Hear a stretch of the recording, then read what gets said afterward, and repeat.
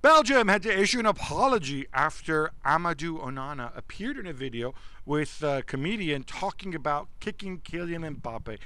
Isn't this a bit over the top, Jules? Yeah, I think so. I mean, I remember there was one about that Rudiger did before the Champions League semi-final, where the guy said, "Oh, you might face PSG and Mbappe in the final. What would you do?" And he laughed and started kicking him all around the pitch. And I don't think Amadou Onana meant anything bad. I think it was a bit of a joke. I think you're not going to kick anybody. You're not going to hurt him. You're not going to injure him. Exactly. So what I I'm thought. not sure. Yeah, I don't think this is something you need to apologize. No, He's a exactly. comedian. Like, there's got to be some space for that, Yeah, right? yeah, I agree. Barcelona, talking about jokes, and Barcelona's official website put out a statement, Gab, that they quickly retracted. What happened? So basically, it's the end of, obviously, football contracts expire on June 30th. They put out a statement noting that Marcos Alonso, João Felix, and João Cancelo, So the players on loan. and out of contract. and Alonso's out of contract. Their contracts were expiring, and they were leaving the club, and they had quotes and pictures. Thank you so much for your service, blah, blah, blah. So that goes out. Technically it's true for João Cancelo and João Felix, but of course they're looking at, might we be able to keep them around? Yeah. So then they immediately retracted it. Only poor Marcos Alonso Was left. Was left. Suggests to me they might see if they can work out a deal to keep these two guys. It's been talked about for a long time. If I were unkind, I might also suggest it might have something to do with Uncle George and Deco and saying, hey, maybe do me a favor, don't say that these guys are unwanted or unaffordable. But yeah, it is what it is. All right, we're not done. We have more quick hits. Yes. Julian Nagelsmann rings the changes out wide. Leroy Sané and David Raum in for Florian Wirtz and Maxi Mittelstadt. And Germany advanced past Denmark 2-0. Although this is pretty hairy for a long, long time. Yeah, not great at all. Not great in what they did with the ball. Not great what they did without the ball either. Denmark with their game plan, it's not amazing either, but they stuck to it quite well. And obviously the whole game changes on the Denmark goal. The first one, they opened the scoring. That's disallowed for tiny offside, but it's offside, so this is the rule. And then 2 minutes later, Joachim Andersen with a handball. It's a bit harsh, he's so close to the ball, but it's the rules, so penalty can have a score. And then after that the game opens up because Denmark have to chase, and then it's much more comfortable than for Germany. But you're right, for over an hour it was not really a good performance from them. Yeah, I think we can credit Nagelsmann for making the change, seeing an issue, making the change, but that didn't necessarily resolve things on their own. A word on Joachim Andersen too, and Hjulmand went out, and I think most Scandinavians seemingly don't like VAR. And look, I know it's hard, blah, blah, blah, but dude, we've had this for 5 years. So unless you've been living under a rock, which maybe Hjulmand has, I know for a fact Joachim Andersen has, because I've seen him play in the Premier League, and I saw him play in Serie A before that. He knows these things get punished. He also knows, because I've seen him do that you need to try to keep your arm behind your back, even at close range. Yeah. And if you watch the Croatia game, he knows that it's happened before. Very similar penalty given away. So move on. Accept it. And what about the Kai Havertz stunt, by the way? I know he didn't finish it in the end. His shot went wide, but that turned one of the moments of the tournament. He's the best on earth. What can you say? Yeah, that game was interrupted for 24 minutes due to bad weather with lightning and high wind around the stadium, and then hail falling, all of that. Do you remember anything like this, a major tournament? No, I don't, actually. I don't remember this happening. Maybe it happened in... Yeah, in 2012 Euros in Ukraine, the Ukraine-France game in Donetsk, I was there, and the game stopped and started 45 minutes later because of the incredible rain that fell. You should have seen in the stand, it was like almost a meter of water. It was incredible. Okay. I have no memory of that. I was not in Donetsk. I was safe and sound in Poland for much of that tournament. But it's really rare, Yeah, I remember 2008, there was some weird electrical storm where all the TV pictures went out, and so for half an hour it was like the olden days, because you who are there at the match are the only ones who can actually see stuff. But yeah, it's right. Look, safety's got to come first. I think that's obvious. Lionel Messi sits this one out, and Leandro Paredes misses a penalty, but it's okay because Lautaro Martinez and Fuego scores twice, and Argentina roll past Peru 2-0 to stay perfect in the Copa America.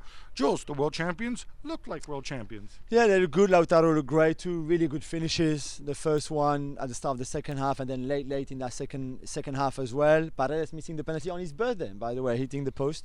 Couldn't happen to a nicer guy. I know. I knew we were going to say that. But yeah, good group stage. Good performance from Argentina, who obviously move on to the quarterfinals. And Brazil stormed back from the disappointing 0-0 opener to beat Paraguay 4-0, and Vinicius looking great. Yeah, he looked really good, linked really well with Rodrigo, Savio as well in that front three. I don't know if this is going to be the actual front three. It's funny, Lucas Paqueta, he misses a penalty early. And again, poor guy, every time stuff like this happens, people are going to be like, ooh, let's check the betting markets. On purpose? Anyway, he did convert one. He did convert one later. It's coming together nicely, and I think this competition needs a good Brazil side. Tim Weah gets himself foolishly sent off after just 18 minutes, and the USA, despite taking the lead after that, fall 2-1 to Panama. Jules, what was Weah thinking? Well, I don't know. He apologized afterwards on social media, saying that he need to learn not to respond to provocation and things like that, which I can understand. But he's not 15 anymore. He's been a pro for a few years now. He's played in France. He played for Juventus. He played on international level.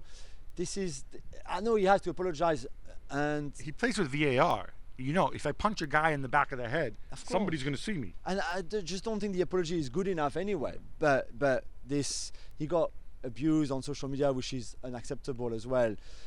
Let's just hope for him that they qualify, that they can make it out, because otherwise I think the backlash could be even worse for him, because he did cost them that game against Panama, let's be honest. It got really nervy at the end, a horrendous foul from Carrasquilla on Pulisic, and also bad news for the US, or maybe not so bad news, I don't know. Yeah, we're waiting to see if Turner can play, Both goalkeepers, neither one particularly good in that game. That's very true. And Gab, to avoid elimination now, the US need to equal Panama's result. They're playing Bolivia, who are dreadful, as we know, while the US will take on Uruguay. What happens if they don't qualify? What would that mean for Berhalter? I think it's a really, really big blow.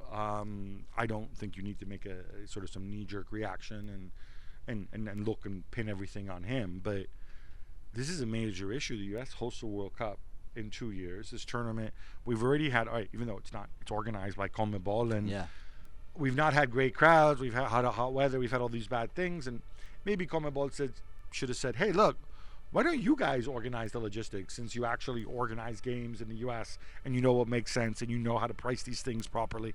But in terms of prestige, both the U.S. and then Mexico, we'll get to in a minute, going out, that would not be good. No. USA are on +1 goal difference, Panama on -1. So it could be one of those games where they both run up the score and the U.S. has to stay ahead of them. Yeah. Ruud van Nistelrooy and Rene Hake, coach of Go Ahead Eagles, are both in the running to join Erik ten Hag's coaching staff at Manchester United. Jules, does this make sense to you? I mean, anything else than Steve McLaren is good anyway. So, I'm all here. If they get an upgrade on him, Van Nistelrooy obviously had the one season that he had at PSV was really good. I'm not too familiar with him, and I looked at the result from Go Ahead Eagles and all of that, but nothing can be worse than Steve McLaren. So, yeah. The one thing I don't get is Ten Hag has a year left on his contract.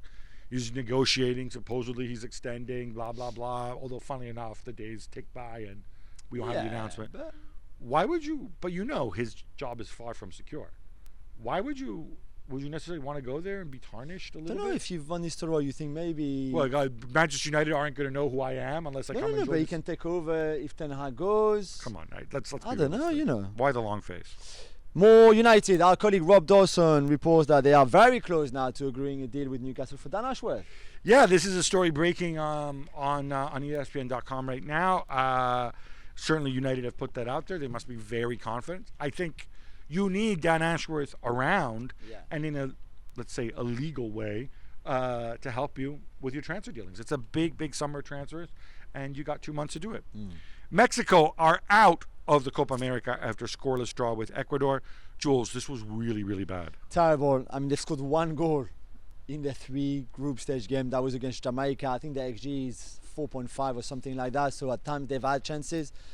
But more often than not, they haven't played good enough football. And I don't know if changing Lozano as a head coach is the answer. I don't know if you start again. I think the problems, and we said that after the World Cup in Qatar, the problems are deeper than that, within grassroots football and the federation and the league and Liga MX and all of that. But this is pathetic, really. You're in a group with it. Ecuador, Venezuela, and Jamaica. I know. And you don't come out. And you're playing at home, basically, Yeah, because when Mexico play in the US, they're playing at home. Incredible. Well done to Venezuela, by the way, and Ali Moreno shout very out. happy. Yes. They won all their 3 games. Chelsea Vino Tintos. Chelsea have reportedly agreed a deal to sign Kiernan Dewsbury Hall from Leicester for around £30 million. Are you happy? You like this deal? I mean, Maresca must like him. It's not an enormous amount of money to spend. Sure, why not? I think if you're Chelsea, I would have thought if he's going to replicate, I would have thought Harry Winks would have been the guy he signed, or somebody who can do Harry Winks type stuff. I'm not comfortable with Enzo in the playmaker role. Yeah. I just don't think that's his position. And obviously Dewsbury Hall doesn't do that, and Caicedo doesn't really do that either. So and Gallagher neither. It's a lot of midfielders. And Romeo Lavia neither, and Leslie Gachuku either. I think this means that Gallagher's gone, but I think we kind of saw that happening. They've also inked the deal to send Omari Hutchinson to Ipswich, $22 million. I'm assuming Kieran Dewsbury Hall will be announced after, like in July, and Hutchinson before on June 30th, just for profit and sustainability rule reasons. You can never have enough Manchester United, Jules. They've been offered Manuel Ugarte. Hey. What's a fair price? I don't know. He signed a year ago to PSG for 60 million euros. So I don't think PSG, who have rejected already an offer from Manchester United, that was a bit too low, will probably look around 40, 50. I mean, they would try to get as much as they want, but he's hardly played in the second half of the season. Now he's at Copa America with Uruguay. He's a really good player. I think there's potential there. He was just not good enough, I think, on the ball for Luis Enrique's liking, which is debatable. It's not Eric Ten Hag's liking. Yeah. But this is a position United need to fill. Certainly.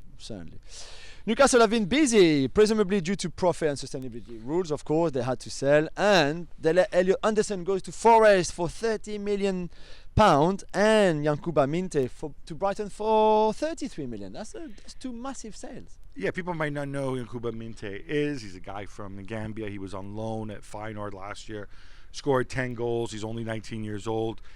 This is all PSR related. The Anderson deal is actually, they're going to include Vlaco Dimos in part exchange. Makes me wonder a bit. 35 million sounds like a ton, frankly. So I guess a lot of it depends how much cash is actually going to change hands with these swaps. I've got a column coming out on this. Look out for it on the website. I don't know that they're all turning Italian now with Plus Valenze, but it's not quite a loophole, but it is all about accounting. A lot of money.